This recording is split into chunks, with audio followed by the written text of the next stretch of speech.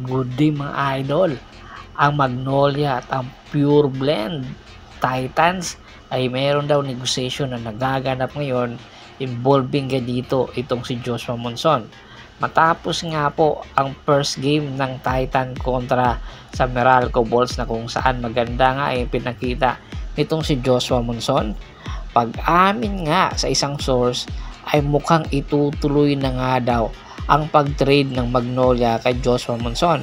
Matatandaan po na ito pong si William Navarro na trade nga po kay Calvin Abueva papunta sa Magnolia. Ang original daw talaga na puntirya ng Magnolia ay itong si Joshua Monson. Hindi lang po natuloy dahil nga po badly needed nga nung panahon na yon ng Magnolia ang isang big man, kaya si William Navarro po ang kanilang nakuha. Pero ngayon ay posibleng ituloy na nga po ng Magnolia ang pagkuha kay Joshua Monson.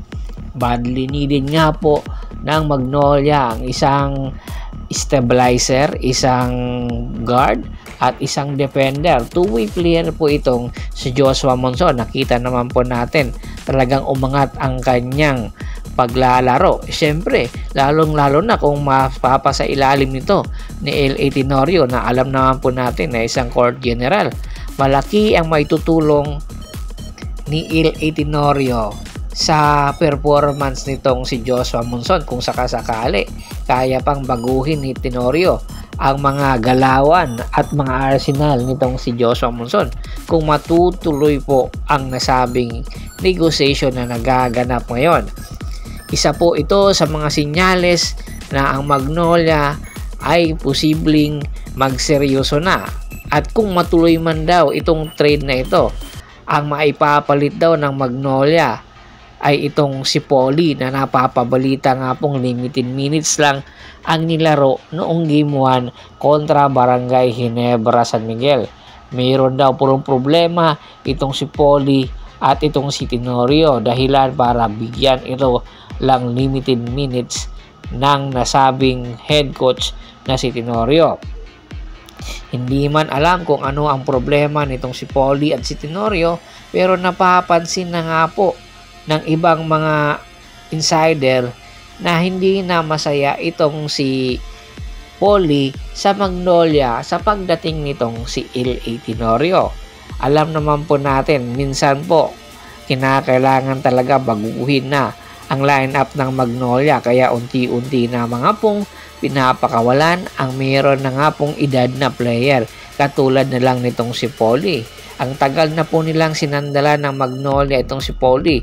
Kung sakaling nga pong matuloy ito, ay malaking tulong nga po ito sa Pure Blend Titans itong si Polly. Lalong-lalo na naghahanap nga po ang Pure Blend Titan ng isang go-to guy na nakikita nga nila kay Polly at posibleng pagkaka-reunion ni Polly at Calvin Abueva sa Pure Blend Titan. Kaya inaasahan ang negotiation na ito involving itong si Joshua Monson at Polly. Kung sakali nga pong magmaterialize ito ay anytime po mga November ay posibleng matuloy na nga po ito bago pa man ang playoffs ng Philippine Cup. Kayo po ang paghuhusgahin sino sa tingin nyo ang panalo sa negotiation na nagaganap na ito kung sakaling ang matuloy. Itong Magnolia ba na makukuha itong si Joshua Monson? Samantalang ang magiging kapalit ay itong si Polly na mapupunta sa Pure Blend Titan. Komento na sa baba ng video at pag-usapan natin yan. Once again, this is Percival Monteron at your service.